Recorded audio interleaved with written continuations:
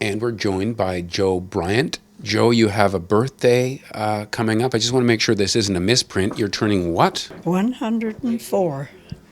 How do you feel about that number? Pretty good.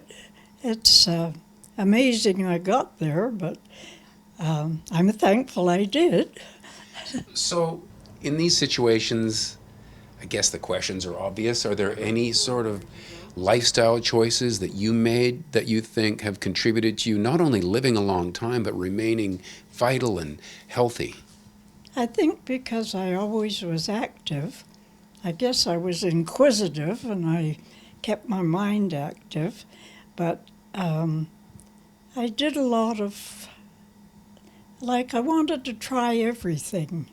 And I tried from yoga to Tai Chi, and I used to go swimming, and I loved to go for long walks, and just sort of kept me going.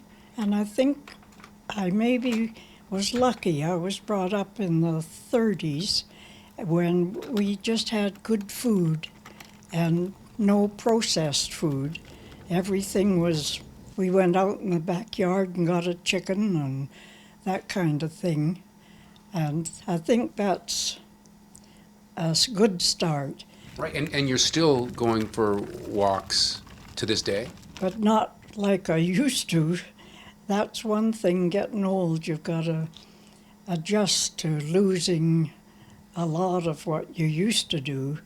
That's the only regret of getting old. Well, some of your joints get a little worn out, I suppose. That's for sure. I'm down to the rusty stage. Well, it looks pretty good to me. I'm getting a little rust early myself. But you talked about your diet. Tell me more about that. What sorts of foods do you like to eat? Everything. I have my 5 fruits and veggies every day, and I have my porridge. I love chocolate, and I, I think it's a pretty round diet with no additives. And when I lost, I turned out, I got sick, and I had to go to the hospital. And the only thing wrong with me, I was eating too good, and I had no salt in my system. So I had to go on a salt kick. So The other thing, when I was making contact through your daughter, and she was telling me that you do a lot of your own cooking. oh, I do all my cooking. I have a freezer full of frozen veggies and chicken and some fish and a lot of fruit. And at 4 o'clock every afternoon, I make up my mind what I'm going to have for supper. So I just go to the freezer and get it out. So independent for someone of your age. Has that worked out well for you? Not relying on other people to look after all of your needs. Well, it helps, and it keeps me going, gives me something to do. But I couldn't do it if I didn't have Sharon and Lorraine upstairs, because that's a big, big factor. You know you've got backup. And I think those are tough choices for some people as they advance in years. They want to be independent, but sometimes when they go into a place, it's good for their social structure to have lots of people around. They can be lonely if they're independent. no, I'm not lonely. I have a lot of friends that come and visit, and no, I'm not lonely at all. I keep busy.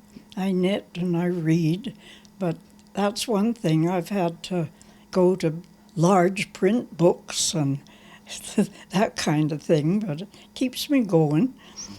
I understand when the cake was being ordered for your birthday, that the people sort of were wondering if really that was the right number. A lot of people do that, so I keep my birth certificate handy and prove it to them.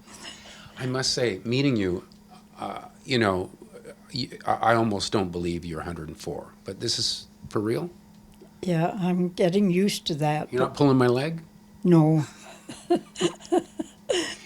And any closing thoughts? I think a lot of people are pretty inspired by not only the fact that you're still kicking, but that that you seem happy and still having a good quality of life. Yeah, I'm quite content.